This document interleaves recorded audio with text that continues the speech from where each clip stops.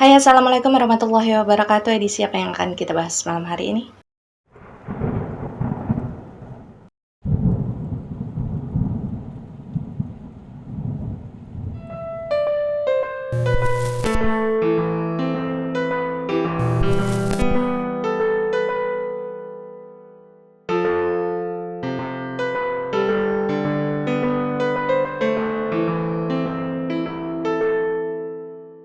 Dan ya mulai hari ini akan ada edisi spesial di mana saya akan membacakan isi dari novel Lin yang sudah launching beberapa waktu yang lalu, tapi kebetulan sudah sold out. Jadi bagi kalian yang memang kemarin tidak sempat membeli novel Lin, tidak kebagian gitu ya, karena memang sold out, kalian akan tetap bisa tahu bagaimana isi dari novel Lin ini sepenuhnya.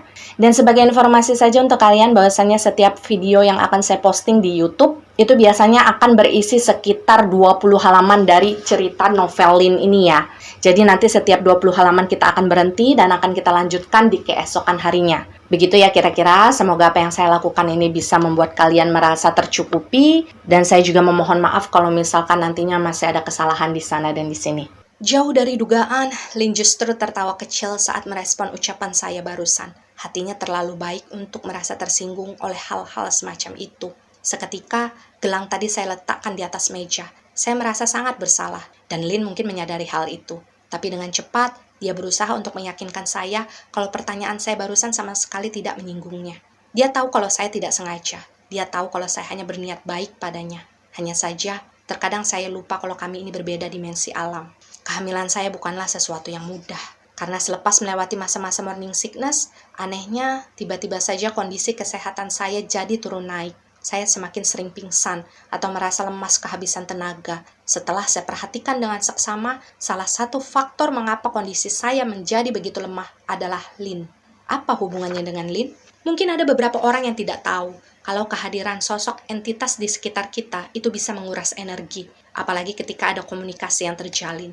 Terkadang sebagai manusia, kita mungkin tidak menyadari hal tersebut, tapi itu nyata. Sosok entitas memerlukan energi dari sekitar untuk bisa menampakkan dirinya.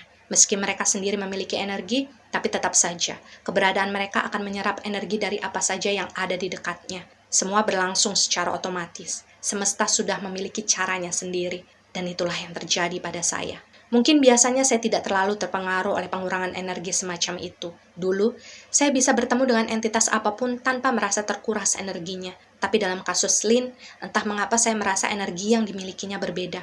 Energi Lin memang hangat, tapi cukup besar. Saya yang saat itu belum terlatih, masih agak kikuk untuk mengontrol jumlah energi yang bisa saya lepas atau tidak ketika berada dekat dengannya. Dan kondisi itu diperparah dengan keadaan kesehatan saya yang saat itu memang cukup lemah. Ditambah lagi dengan kondisi kehamilan yang semakin besar dan pada akhirnya saya sulit untuk bertahan. Meski sedih, tapi saya tidak bisa menutup mata. Seperti memakan buah si malakama. Jika berdekatan dengan Lin, maka saya akan black out, tapi untuk sementara menjauhkan diri darinya, rasanya saya juga belum siap. Kehadiran Lin sudah seperti teman yang selama ini saya rindukan. Untuk beberapa waktu di awal, saya masih kebingungan bagaimana cara untuk menyampaikan fakta tersebut kepada Lin. Setiap kali kami berinteraksi, saya mencoba untuk bertahan. Atau kalau sudah tidak kuat, maka saya akan beralasan ingin istirahat sebentar di kamar. Semua saya lakukan agar Lin bisa mondar-mandir sendiri di ruangan lain tanpa perlu merasa tersinggung. Saya hanya tidak ingin dia pergi, seperti dulu. Tapi akhirnya hari itu tiba. Hari di mana Lin menyadari semuanya. Saya baru tahu kalau selama ini dia juga memperhatikan apa yang terjadi pada saya setiap kali ada dia. Saya ingat benar, di suatu malam, dia sempat menatap saya dengan mata berkaca-kaca sebelum saya jatuh pingsan di hadapannya. Dia sedih karena tidak bisa berbuat apa-apa untuk menolong saya. Kamu harus sehat, baik kamu juga. Itu adalah pesan terakhir yang saya dengar dari Lin sebelum kesadaran saya menghilang sepenuhnya. Terakhir di tahun itu. Karena selepas malam itu berlalu, saya tidak pernah lagi melihat sosok Lin ada di sekitar saya. Sehari, 2 hari, sampai 1 minggu. Saya kira dia hanya pergi sebentar. Tapi sampai ketika hari berganti bulan, saya mulai menyadari kalau sepertinya Lin sudah menghilang. Dia sengaja menghilang, agar saya baik-baik saja. Tak perlu dibayangkan seberapa sedihnya saya saat itu. Hari-hari yang biasanya sering saya lalui bersamanya di rumah, tiba-tiba saja berubah menjadi sepi. Saya kembali sendirian. Setiap kali Mas Gali pergi bekerja. Tak terhitung berapa kali saya menangis, setiap kali menyesali kondisi saya yang begitu lemah. Saya merasa tidak berguna. Karena kelemahan saya itu, Lin pada akhirnya memutuskan untuk menghindar. Rasanya menyebalkan. Ketika lagi-lagi saya harus mengulangi semua hal yang dulu pernah saya lakukan saat mengharapkan kemunculan Lin di hadapan saya. Bahkan saking rindunya, saya sempat meminta pada Mas Gali untuk memasang sebuah ayunan kayu di bawah pohon besar yang ada di tengah-tengah halaman. Meski tak melihat kemunculan mereka di sana, tapi ayunan itu selalu membuat saya teringat akan tawari yang mereka semasa hidup dulu. Di titik itu, hilang sudah harapan saya untuk bisa bertemu lagi dengan Lin.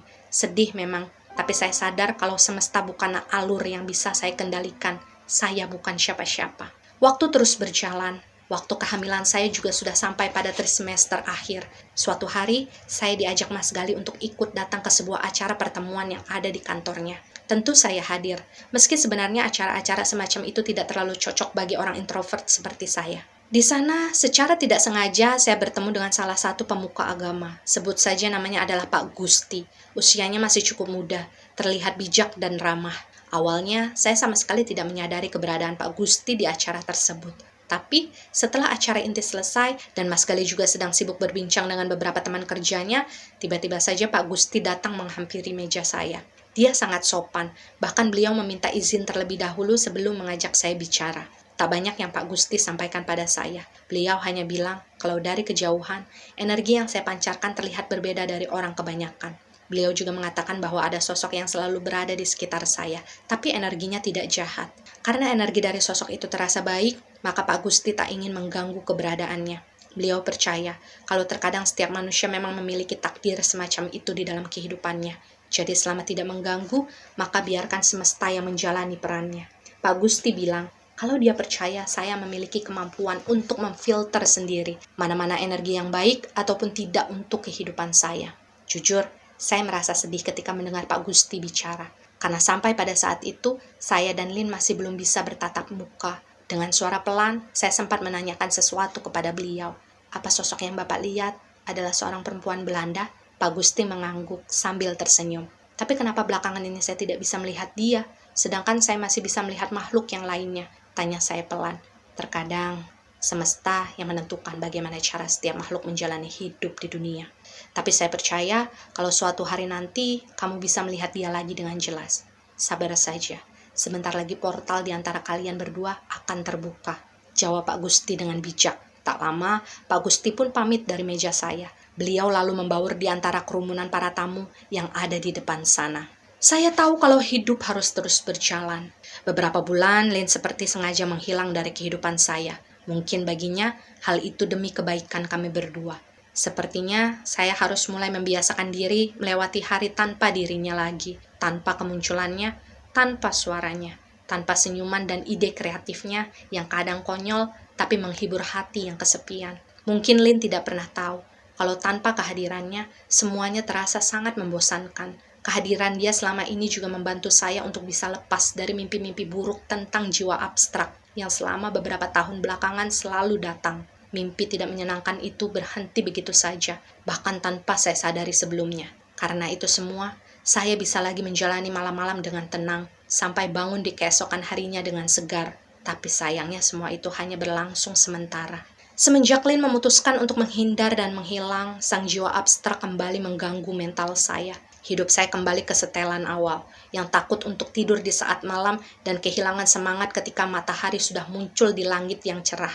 Saya tidak pernah tahu apa korelasi dari keduanya, tapi hal tersebutlah yang memang saya rasakan. Kecemasan, kepanikan, dan ketidakberdayaan pada akhirnya membuat saya merindukan sosok Mamah. Entah sekedar insting seorang ibu atau memang diam-diam Mas Gali memberitahu, karena tiba-tiba saja di suatu hari Mamah datang berkunjung. Saat itu, usia kandungan saya sudah menginjak 33 minggu.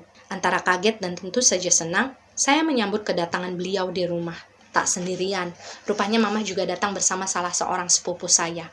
Namanya Dian. Dia adalah anak dari adik papa saya. Di hari itu, ada sebuah pengalaman yang tidak bisa saya lupakan. Banyak hal yang terjadi, dan semuanya benar-benar mempengaruhi jalan hidup saya selanjutnya. Hal pertama, ketika Mamah datang, kami sempat bicara dalam nuansa serius di kamar.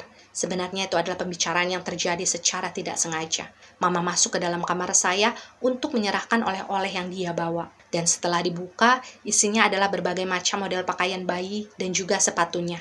Mama memang sangat menanti-nanti kehadiran cucu pertamanya. Awalnya kami membahas hal-hal yang ringan, saling tertawa, melempar candaan, dan entah bagaimana, dalam suasana yang begitu hangat dan akrab itu, saya ingin menceritakan pada beliau perihal kemampuan yang belakangan ini bisa saya lakukan, yakni transisi dimensi, atau bahasa lainnya, yaitu pengalaman retrokognisi. Saya menceritakan semuanya dengan detail. Bahkan dari cerita itu, saya turut memperkenalkan sosok Lin dan adik-adiknya. Saya juga bercerita tentang bagaimana kehidupan keempat saudara itu di masa lalu, sampai ke bagian eksekusinya. Dan Mama sempat meneteskan air mata karena rasa haru.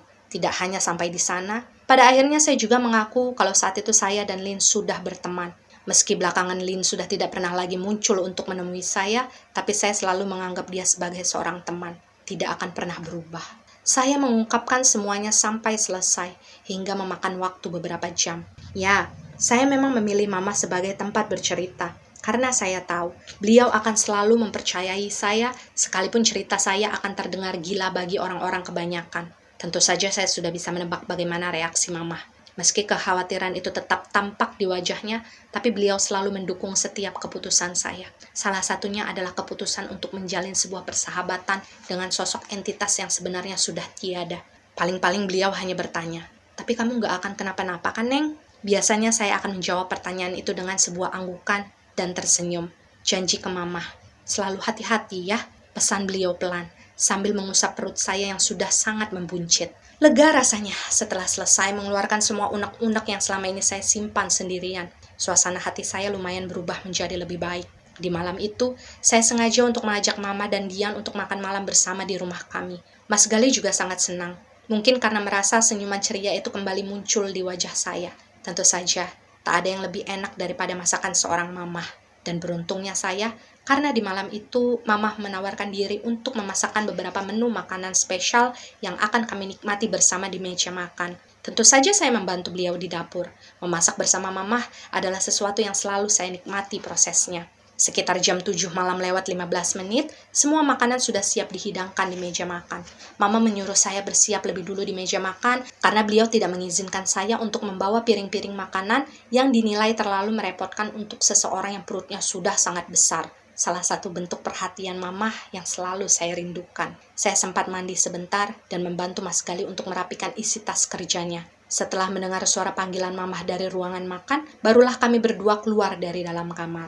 Saya benar-benar ingat bagaimana suasana yang terjadi malam itu. Semuanya tampak senang dan ceria. Sambil menyantap makanan yang tersaji di meja, kami berempat saling bertukar cerita dan pengalaman. Kami saling tertawa, bahkan tergelak. Sudah lama rumah itu tak terasa ramai, dan sesuatu terjadi. Saya tidak tahu apakah hal yang saya alami saat itu adalah sesuatu yang normal atau hanya perasaan saya saja. Tapi tiba-tiba saja saya merasa waktu yang sedang saya lalui saat itu seperti berputar semakin lambat. Setiap detik yang berlalu terasa diperlambat menjadi 5 detik. Kejadian itu membuat saya terdiam sejenak. Jantung saya berdebar cepat. Ada apa ini? Pikir saya dalam hati. Dalam kondisi itu, saya masih memperhatikan satu persatu wajah dari seluruh orang yang ada di meja makan. Mas Gali, Mama, dan Dian. Mereka masih sama-sama menikmati suasana makan malam dan sepertinya hanya saya sendiri yang sedang mengalami hal aneh di waktu itu. Saya berusaha keras untuk tidak terlihat panik. Saya tidak boleh merusak suasana, meski sebenarnya saya ketakutan. Menebak-debak apa yang akan terjadi selanjutnya adalah hal yang paling membuat saya merasa tegang. Tanpa aba-aba, energi yang saya punya saat itu seperti tersedot habis tanpa alasan. Padahal saya sedang tidak melakukan apa-apa. Jalur napas saya seperti diberhentikan oleh sesuatu yang tak terlihat. Seperti tiba-tiba masuk ke dalam ruangan tanpa udara. Lemas, saya tidak bisa bergerak. Antara mimpi atau kenyataan, tapi runutan hal yang terjadi kemudian benar-benar sulit untuk saya mengerti maksudnya. Yang jelas, nuansa yang saya dapatkan saat itu hampir mirip dengan situasi ketika sebuah transisi dimensi akan dimulai. Perlahan, saya kehilangan interaksi dengan orang-orang yang ada di depan saya. Mas Gali, Mama, dan Dian, sosoknya seperti memudar. Suara obrolan mereka juga mulai terdengar samar. Hingga kemudian, kedua hal tersebut benar-benar hilang dari penglihatan dan pendengaran saya. Tubuh saya kaku, sama sekali tidak bisa bergeser, apalagi lari dari kursi yang sedang saya duduki. Saya seperti dipaksa untuk terus menyaksikan apa yang akan terjadi kemudian. Tak berjarak lama, tiba-tiba saja saya hanya sendirian di ruangan tersebut. di ruangan makan. Memang tak ada satupun hal yang berubah dari setiap sudut ruangan itu. Bahkan meja dan kursinya masih terlihat sama. Hanya saja, saya merasa kalau suasana yang mengelilingi ruangan tersebut berubah menjadi temaram. Semua lampu tampak redup, terus meredup. Sampai di satu titik, intensitas cahayanya membuat mata saya merasa sulit untuk melihat apapun yang ada di depan sana. Tak lama, saya seperti melihat ada kabut yang naik dan muncul dari permukaan lantai. Semuanya menjadi lembab dan suram. Rongga dada saya terasa naik turun dengan cepat. Pengalaman itu benar-benar belum pernah saya rasakan. Sebagai informasi bahwa posisi ruang makan di rumah itu memang segaris lurus dengan pintu utama yang ada di ruangan depan. Jadi dari tempat saya duduk saat itu, saya bisa melihat ke arah pintu depan tanpa terhalang oleh apapun. Dan saya ingat benar, sebelum makan malam tadi dimulai, semua pintu dan jendela sudah terkunci dengan rapat. Tapi anehnya, ketika saya sedang fokus memperhatikan sekitar, saya justru mendengar ada suara pintu yang dibuka oleh seseorang dari luar. Cekrek! Dalam heningnya suasana, tentu saya bisa mendengar suara sekecil itu dengan jelas. Pandangan saya langsung tertuju ke arah suara. Saya tidak tahu siapa yang membuka pintu tersebut, tapi siapapun itu, sepertinya memang sengaja ingin membuat saya merasa penasaran. Karena pintu itu hanya dibuka sedikit. Celahnya paling hanya sekitar 3 ruas jari. Setelah pintu itu terbuka, tidak ada satupun orang yang terlihat. Saya terdiam, dengan wajah yang sudah dipenuhi dengan keringat dingin sambil menatap tegang ke arah celah pintu tersebut. Ada sumber cahaya yang lebih terang muncul dari balik pintu itu. Karena ketika celahnya terbuka, cahaya terang itu benar-benar terlihat mencolok ketimbang penerangan redup yang ada di dalam ruangan tempat saya berada. Cahaya apa itu ya? Bisik saya dalam hati. Rasanya wajar kalau saya penasaran, tapi saya masih berusaha untuk menahan diri agar tidak mendekat ke arah pintu. Entahlah, perasaan saya tidak enak. Saya tahu kalau saat itu saya sedang ketakutan, tapi mata saya tidak bisa menurunkan pandangannya. Saya dikendalikan oleh sesuatu yang belum bisa saya kontrol. Jadi mau tidak mau, saya tetap menatap ke arah pintu meski jantung sudah siap untuk meledak kapan saja. Spekulasi macam-macam sudah mulai menyangkut di otak. Saya sudah membayangkan berbagai macam gambaran makhluk-makhluk mengerikan yang kemungkinan akan muncul dari balik pintu itu dalam beberapa saat ke depan. Hal yang saya cemaskan itu akhirnya kejadian. Pintu itu, yang sempat diam tidak bergerak dalam beberapa menit, tiba-tiba mulai terdorong pelan. Celah yang terlihat semakin melebar, dan cahaya yang masuk ke dalam ruangan juga semakin terang. Waktu itu saya sudah mempersiapkan kerongkongan untuk bisa berteriak sekuat tenaga, bersetan dengan kondisi badan saya yang belum bisa digerakkan. Saya benar-benar memperhatikan gerakan pintu itu dengan seksama, sampai akhirnya sepasang kaki terlihat muncul terlebih dahulu dari balik pintunya. Saya terdiam. Saya sudah menebak, tapi masih belum yakin. Jadi saya putuskan untuk menunggu sebentar sampai sosok tersebut masuk secara utuh dan terlihat keseluruhannya. Dan dek, saya tercekat. Kedua mata saya mungkin membelalak, bingung harus bereaksi seperti apa. Haruskah saya merasa senang? Karena ya, sosok yang saat itu saya lihat masuk dari balik pintu yang dibuka adalah Lin. Saya melihat sosoknya dengan jelas. Dia berdiri di depan pintu dan tersenyum ke arah saya. Saat itu saya masih diam, meski si cengeng ini selalu menemukan alasan untuk kembali meneteskan air mata. Pertemuan itu membuat saya tersadar bahwa ternyata selama ini saya begitu merindukannya. Dia, Lin.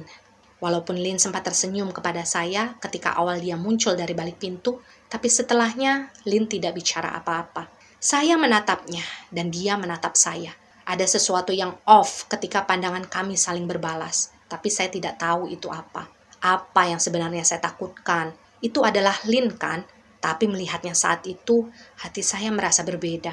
Sayangnya, waktu yang terlalu singkat membuat saya belum bisa memilah perbedaan macam apa yang sedang saya rasakan. Meski rasanya tetap ada yang aneh dengan pertemuan kami waktu itu, tapi saya mencoba untuk tak menuruti intuisi tersebut. Saya terlalu senang karena merasa kembali menemukan teman lama yang hilang, masa bodoh dengan hal-hal lainnya.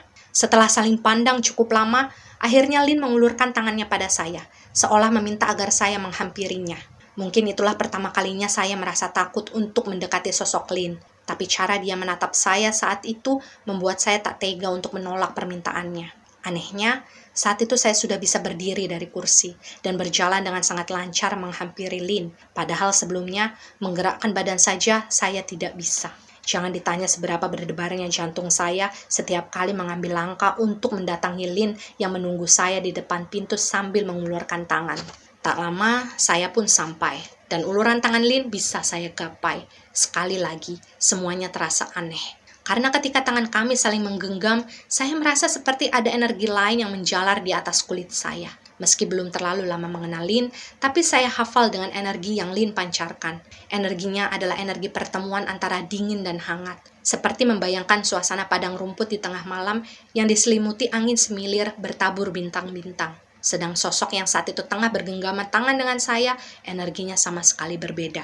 Entahlah, rasanya sulit untuk menjelaskan bagaimana cara saya bisa membedakan setiap energi yang datang dari setiap entitas. Karena seperti halnya manusia yang unik dengan DNA-nya, maka setiap entitas juga akan hadir dengan energi mereka yang berbeda-beda. Tak akan bisa sama. Tapi saya yang saat itu masih awam justru memilih untuk tetap menuruti rasa rindu. Lin lalu mengajak saya keluar dari rumah tersebut. Dia berjalan di depan saya dan saya mengikutinya. Kami berdua melangkah bersama sambil terus bergandengan tangan. Setelah berjalan keluar dari area teras dan halaman, saya melihat sinar bulan yang sangat terang, sangat indah, seperti warna buah jeruk yang sudah matang. Kami terus melangkah, tapi tak ada satupun di antara kami yang bicara. Tapi saya tidak mempersoalkan hal itu, karena saya sendiri pun terlalu terpana dengan penampakan bulan yang ada di langit sana. Saya hampir tidak bisa lepas memandanginya. Bentuk bulannya tidak seperti biasa. Setengah lingkaran, tapi jauh lebih besar daripada yang sering saya lihat. Saking besarnya, saya merasa seperti sedang berjalan dekat sekali dengan posisi bulan itu berada. Malam yang sangat cantik, tapi juga mencekam. Mungkin saya terlalu lama memandang ke arah langit, jadi saya tidak terlalu memperhatikan bagaimana perjalanan kami. Tanpa saya sadari, saat itu saya dan Lin seperti sedang berjalan di sebuah kawasan asing yang sama sekali berbeda dengan area rumah yang saya tempati. Lama saya memperhatikan sekeliling dengan tatapan bingung. Setelah mengingat-ingat, saya bisa memastikan kalau saat itu semua hal yang ada di sekitar kami adalah sesuatu yang baru. Pemandangan, pepohonan, bebatuan, suara angin, nyanyian burung malam, bahkan tanah yang kami pijak bukanlah bagian dari kawasan rumah yang saya kenal. Saya menarik napas panjang, mulai merasa kalau seolah-olah perjalanan kami saat itu sudah melintasi dimensi ruang dan waktu yang berbeda. Benarkah? Lalu apa yang saat itu saya saksikan? Sejauh mata memandang, saya melihat padang rumput yang cukup luas. Di bawah langit malam dengan cahaya bulan yang terang, saya bisa melihat rumpun-rumpun ilalang dengan bunga kapasnya yang putih tertiup angin bertebaran di sekeliling langkah. Waktu itu, Lin masih menggandeng tangan saya. Kami masih melangkah tanpa bicara. Meski perasaan sudah mulai was-was, tapi saya masih ingin mempercayakan perjalanan itu kepada Lin. Lokasi tempat kami berjalan seperti dikelilingi oleh bukit-bukit bebatuan berwarna putih agak kekuningan. Ada suara-suara binatang malam yang saat itu terdengar memecah keheningan, seperti jangkrik, tonggeret, dan kicauan burung-burung nokturnal yang aktif ketika hari gelap. Semua suasana pada malam itu seperti mengingatkan saya pada sebuah tempat yang rasanya saya pernah berada di sana, tapi otak saya terlalu lambat untuk mengingat. Saya tahu, tapi saya lupa. Sepanjang perjalanan, Lin tidak mengeluarkan sepatah kata apa-apa. Begitupun saya, yang terlalu segan untuk memulai pembicaraan. Kami hanya terus-menerus berjalan, seperti tak memiliki arah tujuan. Lama-kelamaan, entah mengapa, saya merasa kalau genggaman tangan Lin mulai berubah menjadi sebuah cengkraman. Saya sampai meringis kesakitan, tapi pelan, dan mungkin Lin tidak bisa mendengar. Saya sempat meminta Lin untuk berhenti sebentar, agar setidaknya genggaman tangan yang menyakitkan itu bisa dilepaskan. Tapi dia mengacuhkan saya. Saya mulai menyadari kalau sepertinya Lin yang sedang berjalan bersama saya saat itu bukanlah Lin yang saya kenal. Karena Lin yang saya kenal tidak akan mungkin melakukan sesuatu yang menyakitkan bagi saya. Keinginan saya untuk berhenti melangkah semakin kuat. Saya mulai panik karena Lin sama sekali tidak menggubris permintaan saya. Dia tetap melangkah dengan cepat, memegangi pergelangan tangan saya dengan posisi jari yang mencengkram lebih kuat. Mulai tidak tahan, saya pun menegur Lin dengan tegas. Lin, tangan saya sakit, berhenti. Tapi Lin tidak peduli. Dia bahkan tidak menoleh ke arah saya sama sekali. Saat itulah saya mulai berpikir untuk melepaskan tangan saya secara paksa dari tangan Lin. Saya berhenti, meski tetap saja tubuh saya bisa terseret oleh langkah kaki Lin. Saat itu secara refleks, saya mengarahkan pandangan ke bagian bawah, yakni ke arah jari-jari Lin yang sedang mencengkram pergelangan tangan saya. Kedua mata saya langsung membelalak ketika melihat jari-jari Lin tampak berbeda. Jari-jarinya menjadi panjang dan kurus. Kulit di sekitar buku-buku telapak tangannya kering, seperti kulit pohon yang sudah tua. Yang paling mencolok adalah kotoran-kotoran berwarna hitam seperti tanah kering yang ada di bagian pinggir-pinggir kukunya. Semua yang saya lihat itu sangat berbeda dengan jari-jari Lin yang selama ini saya lihat. Meski sudah sangat terlambat, saya akhirnya meyakini kalau sosok yang sedang membawa saya pergi itu bukanlah Lin yang sebenarnya. Lalu siapa dia?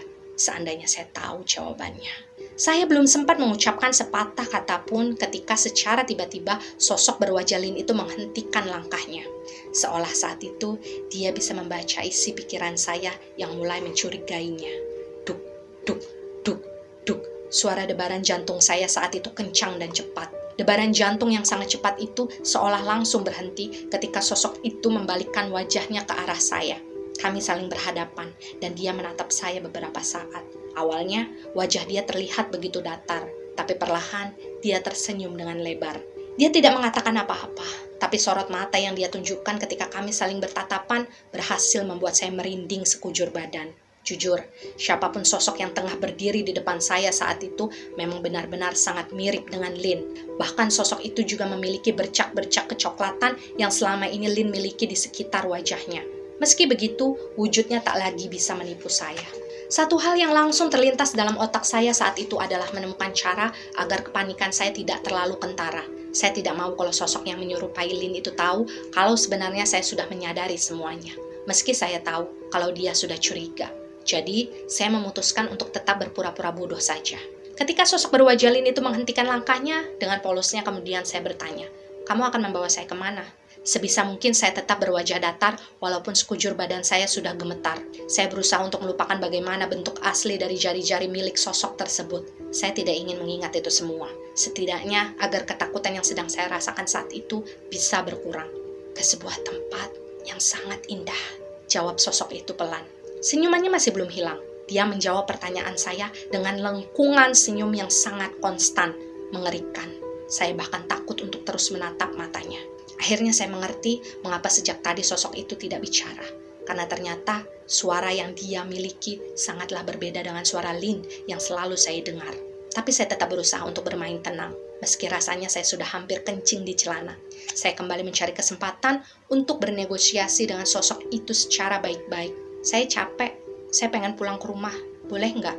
tanya saya sambil memainkan peran sebagai seseorang yang sudah akrab dengan Lin. Saat itu juga ekspresi wajah dari sosok tersebut langsung berubah. Tidak sampai 1 detik kemudian, senyumannya berganti dengan sebuah seringai sinis yang menakutkan. Suara angin yang berhembus di sela-sela pepohonan seolah menambah suasana tegang yang merambat pelan. "Ikut dengan saya sebentar, dan saya akan mengantarkan kamu pulang," sosok itu menjawab tanpa tergoyahkan. Dia sama sekali belum melepaskan cengkraman tangannya dari pergelangan tangan saya.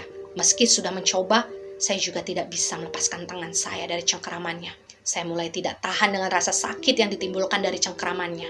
Karena tidak bisa berbuat apa-apa, akhirnya saya menangis dengan kencang. Sambil terisak, saya pun berteriak lantang di hadapan sosok tersebut. "Kamu bukan Lin!"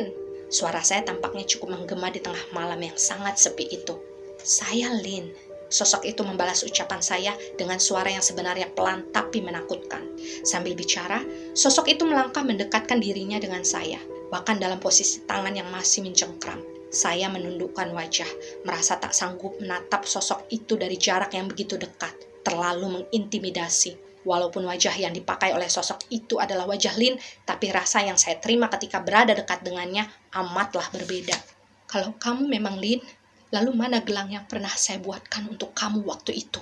tanya saya cepat dengan tujuan ingin menjebak. Sosok itu terdiam beberapa saat. Mungkin pertanyaan saya membuat dia agak bingung untuk mencari jawaban. Sambil berpikir, sosok itu melepaskan cengkeramannya dari tangan saya secara perlahan. Dia berjalan semakin mendekat. Satu hal lain yang saya sadari saat itu adalah angin menghembuskan aroma amis dari tubuhnya.